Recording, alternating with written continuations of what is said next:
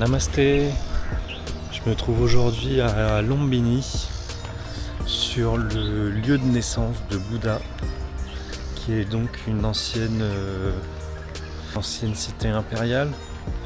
En gros, Bouddha, c'était un prince qui est parti en exil pour avoir l'illumination. J'ai fait très simple, très simple. Et donc aujourd'hui, il pleut un petit peu. Donc au moins il va pas faire chaud. Là il y a beaucoup de brouillard. J'espère que ça va aussi faire tomber toute la poussière au sol. Parce que là depuis Chitang c'est quand même assez... l'air est assez pollué. Mais pas par les voitures ni rien parce qu'il n'y en a pas beaucoup, mais par la poussière. Donc bon. Peut-être que demain ça ira mieux s'il pleut toute la journée.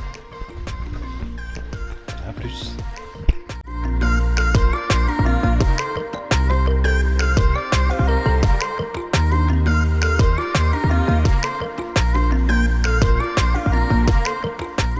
Et je sors du bâtiment du lieu de naissance de Bouddha. En fait, donc il est là-dedans. À l'intérieur, c'est des ruines d'un temple, un peu comme là où on voit les fondations là, derrière moi. Et il y a une pierre marquée avec le lieu de naissance donc, de Bouddha. Voilà, c'est tout ce qu'il y a dedans. J'ai pas pu prendre de photos parce que c'est interdit. Et comme on est dans un temple bouddhiste, on a enlevé nos chaussures. Dans toute la zone, tout le monde se balade pieds nus. Bouddha, il est né en 623 avant Jésus-Christ. Voilà.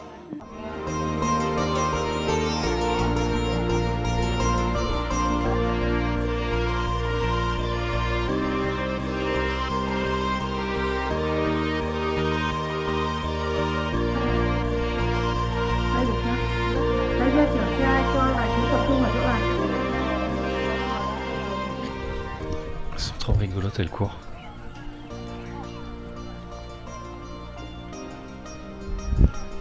J'essaie d'être discret mais ça n'a pas marché.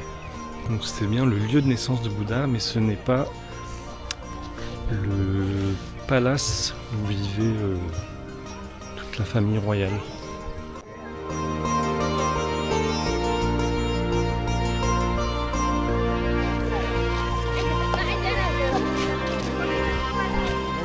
Dans ce lieu à Lumbini, il y a un peu chaque pays bouddhiste qui a fait un bâtiment religieux, j'imagine. Donc comme la stupa derrière moi, et il y a aussi cette grosse stupa ici. Les Japonais, les Coréens, le Cambodge, le Laos qui a construit un peu des bâtiments dans cette zone. Je sais pas exactement le but, mais je pense que c'est pour accueillir un peu leurs pèlerins de leur pays.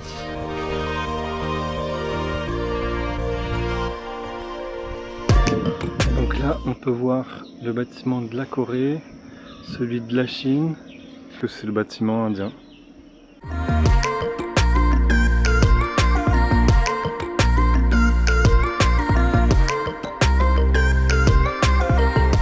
Pour un lieu aussi sacré, je m'attendais à voir plus de gens, mais dans les bâtiments de chaque pays, tout est un peu fermé. Il y a des gens un peu autour, mais là par exemple pour la Corée, le bâtiment on peut pas rentrer, faire le tour, mais pas visiter dedans. Donc, j'avoue que pour un bâtiment aussi grand, ça fait bizarre. Et là nous sommes sur le temple chinois.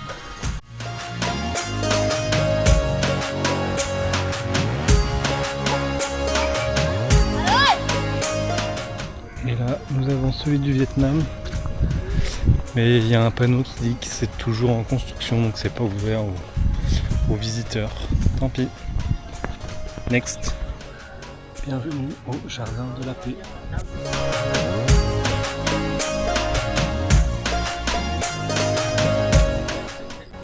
Et là, je m'apprête à entrer dans le centre du monde de la paix. Et devinez ce qu'il y avait à l'intérieur. Des Bouddhas surprises. Juste Juste ici, c'est le temple bouddhiste français. Et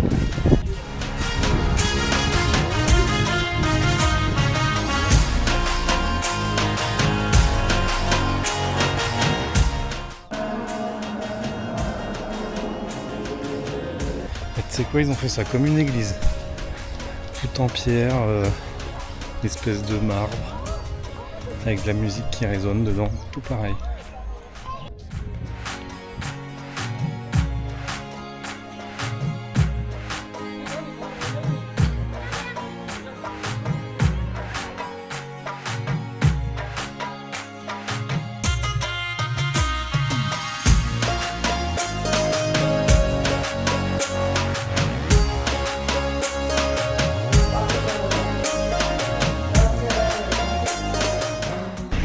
Et il y a un truc auquel je m'y attendais pas du tout, c'est que tout est en construction.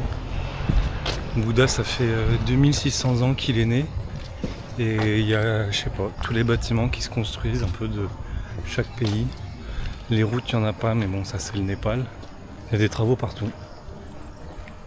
Je suis étonné pour un truc qui est un peu vieux, qui se construise un peu d'un coup là, je sais pas pourquoi. Là par exemple on a le temple des 100 Bouddhas et il est encore en construction.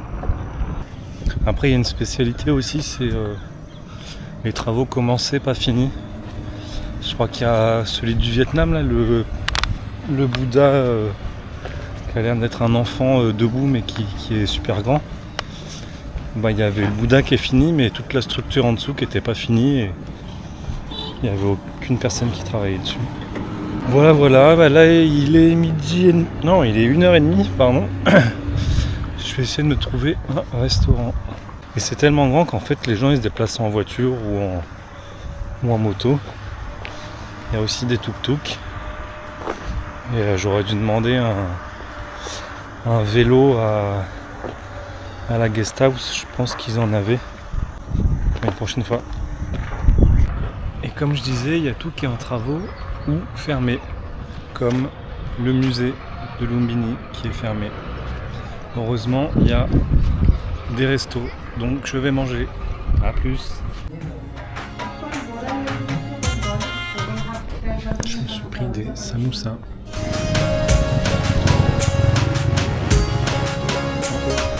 Et maintenant, je me retrouve dans une place avec un petit lac au milieu, petit étang, et il y a vraiment personne de chez personne. Le truc est neuf mais abandonné. Je sais pas quel est le projet là-dessus. Have a look.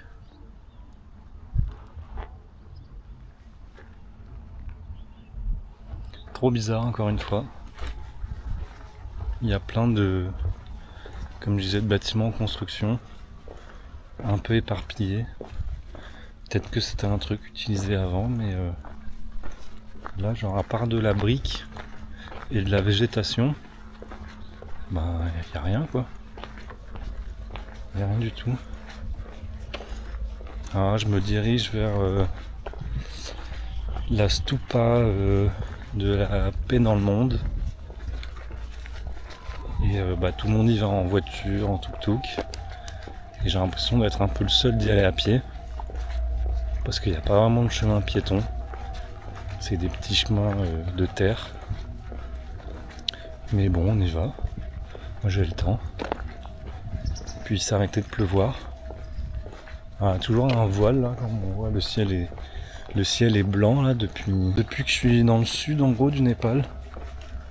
Parce que là du coup à Chitwan et à Lumbini on est à peine à 150 mètres d'altitude. Donc vraiment pas grand chose. Donc il fait un peu chaud et je sais pas, il y a de la brume. Ouais, voilà. Et alors là je vais essayer de traverser le champ. Parce que bien sûr c'est pas aménagé.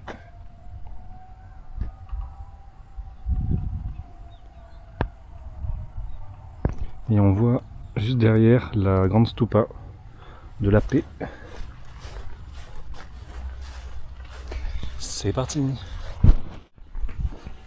Et petite histoire aussi, Ce matin, j'ai fait 100 mètres et je suis tombé sur un moine.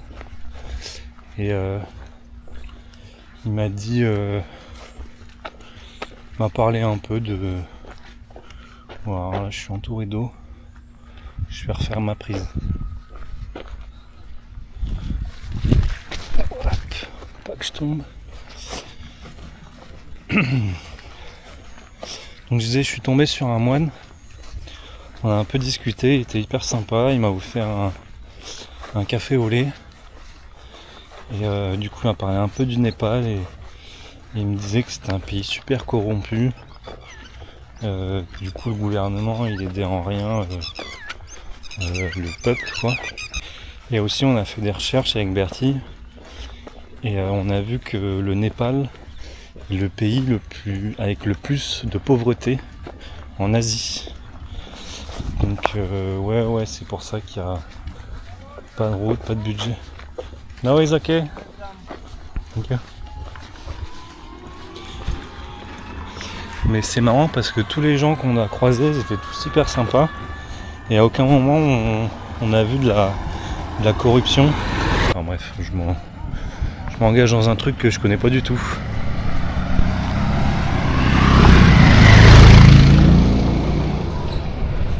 On se retrouve à la Stupa.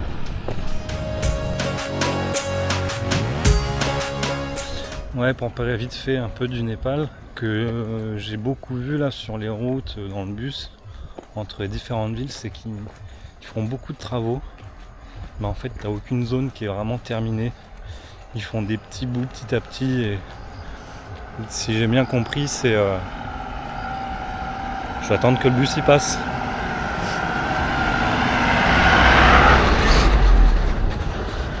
Si j'ai bien compris, c'est... Du coup, l'État qui fait genre, oui, on a avancé les travaux à tel endroit. Mais en fait, du coup, ils avancent les travaux, mais ils terminent pas vraiment. Donc ça avance super lentement. Après, c'est aussi des routes difficiles à aménager, parce que c'est des routes de montagne. Mais là, par exemple, il y a les canalisations qui sont... T'as l'impression qu'elles sont en ruine, mais je suis sûr qu'elles sont neuves. Donc ça fait très bizarre.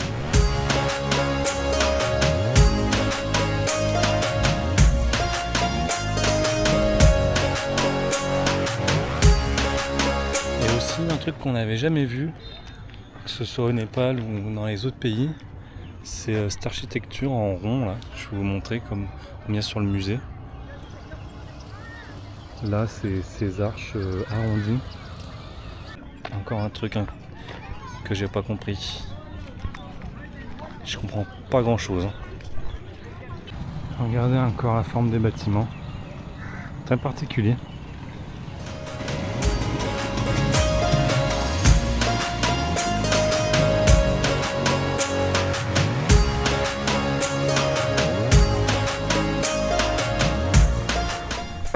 Ça y est, je commence à avoir la petite théorie sur cet endroit. Ça me rappelle à Ninh Binh au Vietnam.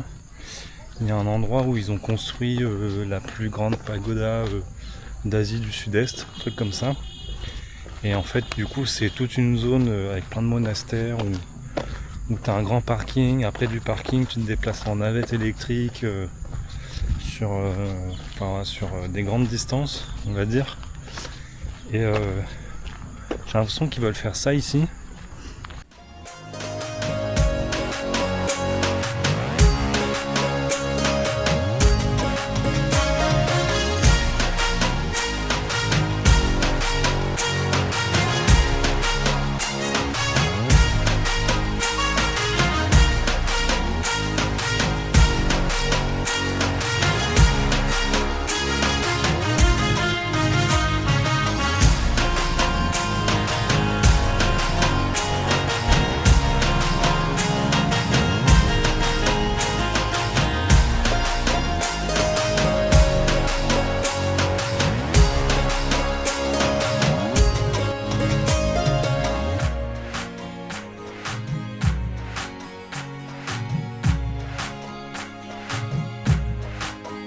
Et bienvenue au monastère du Sri Lanka.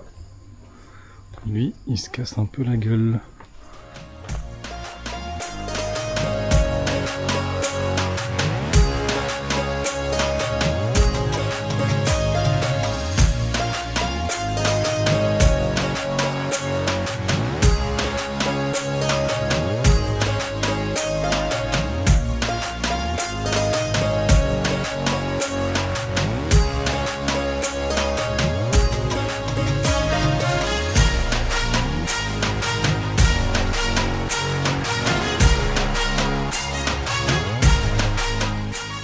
Fin de journée, fin de la visite. J'ai tout fait à pied, donc c'était un peu long. J'ai visité tous les temples, c'était chouette. Mais il n'y a pas tout qui est intéressant non plus.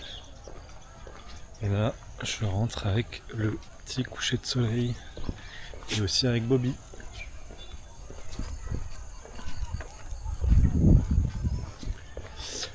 Voilà, c'est tout pour cette journée. A plus.